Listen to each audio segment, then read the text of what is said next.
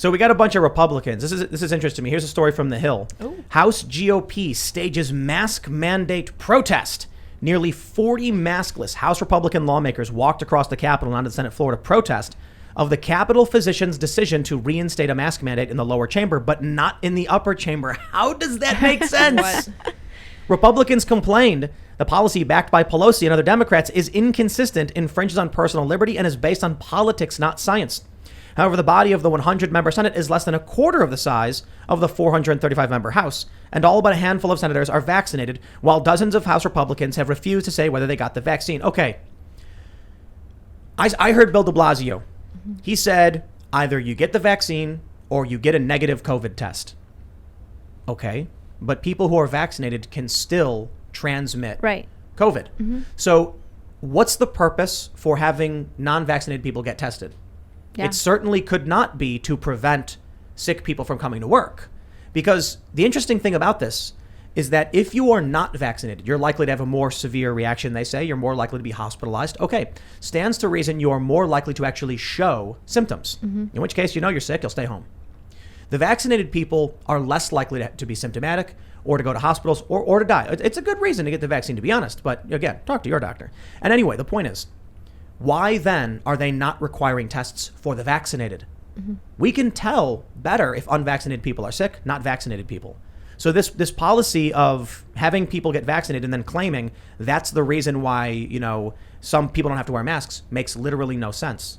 You can still transmit with or without. That's actually the argument for why they want the masks, in which case the Senate should have to wear masks too. And negative tests are meaningless. Nothing makes sense. None of it makes sense. No. But also the whole thing with testing, like what if you caught COVID on the way over to work? Like wouldn't even show up in the test yet, right? You'd get a negative test. You'd be all, I don't have COVID. You'd walk around, you'd breathe on everybody. And then, you know, what would be the point of it? Are they does a test for antibody response? No, I think that's a blood test. Yeah, that's the specific antibody test. Yeah. I think the general PCR tests are like they swab, right? Yeah. And then they put it in, and the PCR thing multiplies the genetic material, and that makes it easier for them to spot specific things. I don't, there's been no logical reason. I mean, look, I've had a lot of conversations with people about all of this stuff, and I'm like, dude, I want to believe that we're all going to come together and we're going to change the world and save everything. And, you know, we all pitch in 15 days slow spread and all that stuff. You just got to tell me what to do and why we're doing it. Yeah. That's all I'm asking. And they're like, you got to wear a mask. I was like, okay, why? And they're like, I mean, slow the spread. And I was like, sure. How? But I heard them say we don't have to wear masks anymore. Like vaccinated. Well, now vaccinated people need to wear masks. And like you said, what changed? All right, what? And I had one guy say to me, dude, it's the science says that we have to do, you know, everybody who can't get vaccinated should. And I was like, okay, what science? And then he's just like, huh? I'm like, dude, I'm not going to sit here and have someone for political reasons tell me to take medication. I'm begging you. I am begging the media and the Democrats to just answer the questions. And I know there's probably a lot of good answers out there. And this is what brings me to the ultimate problem. I'm sure right now there's a Democrat out there, a lefty who hates me and thinks my show is bad, saying like, the answer's all right here. You don't even got to think about it. The CDC just says it. And I'm like, bro, the CDC said something yesterday and changed it and it'll change it tomorrow. Fauci, they just revised their mask guidelines, proving they were actually wrong about masks in the first place. Yeah. I'm confused, man. Yeah. And the mask didn't slow the spread. How about that? Like, how about we never talk about the fact that the places that masked really heavily still had the highest concentration of deaths and tons of cases. And it turns out the COVID is a seasonal virus and there's very little we can do about it. And we have to just move on. What if we just moved on? There's a vaccine. There's several. There's a new one coming out soon. Oh, wow. People have a choice to get it. And if they do, they're safe. So what's the issue? No, like, serious question. I'm not trying to be a dick. I'm just like genuinely asking. No one's answered the issue that. is the vaccines were rushed out. You know, they're still experimental. That's a big part of the issue. Well, I think they're approved for emergency use. I suppose my understanding is I read a lot of stories. They've been through clinical trials. I think it was fast. It was Operation Warp Speed. That's true, but I think, you know, there's two reasons we're seeing a lot of the VAERS adverse reactions. One is that we just did like 360 or whatever, 336 million doses. So you're going to see a much higher, not everybody gets the flu shot. You know what I mean? So you have a huge pool of individuals. You're going to see those percentages. And they've never said that wasn't the case. They've always said there's adverse reactions. But I think the other issue is that when so Steakums, we mentioned Steakums, right? Steakums posted about the vaccine and trusting the experts and like how we have to learn our limitations and talk to our doctors. And I was like, Steakums, love you, bro. But when I said, talk to your doctor, I got attacked for it. I had people calling me an anti-vaxxer and saying it's a waste of time. The doctor will say, get it. You're making people scared. And I'm like, I think one of the reasons we have so many VAERS reports is because there are people who don't go to their doctors and just show up to one of these like outside of 7-Eleven and sit down and, hey, give me the vaccine. And if they went to their doctor, the doctor could have said like, oh, I noticed your history has an X. Like maybe you should consider waiting just a little bit.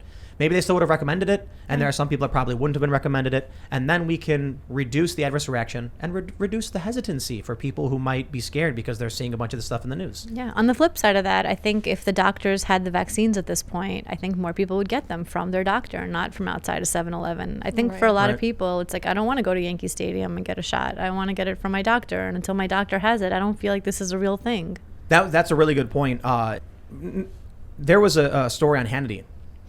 So Hannity comes out and he's like, everybody, I take the vaccine science very seriously. You know, you should consider it or whatever. There were a lot of Trump supporters who were posting things saying like, you know, F Hannity, you know, whatever. And I'm like, Trump supported this. Like Trump was in favor. But that's a really good point. The guy, this guy calls Hannity to talk about what happened with his doctor, and Media Matters ends up writing about it negatively. And then a bunch of people on the left started saying, you know, oh, Hannity's reversal was short-lived. There was no reversal. The Republicans have always supported the vaccine. Right. DeSantis has always been going around and doing this. But here's what happened in that story. The guy said, I'm a cancer survivor. The CDC actually says on their website, talk to your doctor before getting these vaccines if you're a cancer survivor. And so he went to his doctor and he said he was the doctor says, look, you're immunocompromised. I would recommend getting this vaccine because you want to protect yourself. You know, you're immunocompromised. And the man said, I then asked my doctor if he would prescribe it for that reason and administer it. And his doctor said no. Why? I don't know. And I was like, well, online they say you don't need a prescription for it. But you know what? I've gotten prescriptions for ibuprofen. Like, I've gone to the doctor and they're like, I'm prescribing ibuprofen, go pick it up. And so this guy said, until my doctor will prescribe it to me as something I need because I'm a cancer survivor, and until he will administer it, I don't want to take the risk because I'm worried about the underlying health conditions I have. And I'm like, he's scared. This is a guy who's legitimately worried about his health, and people are yelling at him. He's an anti-vaxxer. They're insulting him. I'm like, dude, that's got to be a scary position to be in. The CDC says, warning for cancer survivors, talk to your doctor. Your doctor says, I'm not going to prescribe it or administer it. Not even administer it? Doc, can't you? No. Right. I'd be like, dude, I'm worried because I don't know who this guy is. You're telling me to go to someone else to get it, but you won't do it? I'd be scared too. And every politician who wants restaurants or bars to ask people their vaccine status, when that guy comes to the door and he's like, well, I didn't get the vaccine because he has to explain it to a bouncer who has to then make the call whether or not he's telling the truth and whether or not to let him in. Like, we want that to be happening all over the country where people have to explain their medical history to like the guy at the door. No, your medical history is private. I saw a Facebook post. This guy, he's like a studio recorder, musician, whatever, and he was like, this should be obvious to everybody, but I will not work with anybody who is not vaccinated. And all the comments were people cheering, saying, I won't service businesses that don't have vaccine passports anymore. Like, it's the mandatory vaccine thing is really taking off. And I responded I was like, what if, you know, even people who have medical conditions that are like advised against or have risk factors where they're concerned about getting it. And he was like, well, I mean, obviously not in that circumstance, but he says, I don't think it would be a good idea to put him in a recording booth for 8 hours. And I'm like, all right, you know, maybe that's a good idea. I mean, honestly, if someone's having an underlying health condition that, you know, can cause them health effects, take that stuff seriously. But what was worrying to me about that post was the zealotry. Yeah. So they talk about vaccine hesitancy. And I think regular people are hesitant for medications for a lot of reasons. You see the opioid crisis. What were they saying in the 90s? It wasn't that addictive or something. So people are worried and they want to get a trusted health professional to be like, here's my recommendation for you. And so now you have the opposite of that. You have vaccine zealotry, where people are just like, shut up and get it. Don't talk to your doctor. And I'm like, that's crazy. No, talk to your doctor. Yeah. But people are actually saying that. So when I tweeted, stop listening to celebrities, call your medical professional, I got a bunch of people on the left quote tweeting me saying, you're scaring people for no reason. And actually people say, so what? They're going to say, go get it. And I'm like, then what's the problem? Right. Why are you mad that I'm telling people to seek proper medical advice? That creeps me out.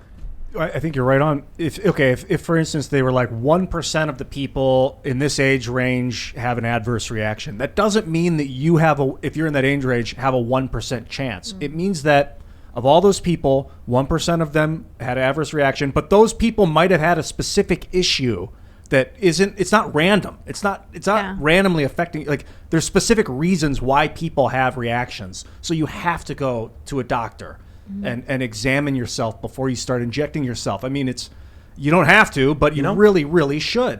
I don't like taking. I think acetaminophen, is that it? Yeah. Like this. Yeah, I hear it's really bad for you. Regular painkiller. Yeah. I have bad reactions to it, and it's like it's like over the counter. Blood-brain barrier. Ibuprofen, totally fine.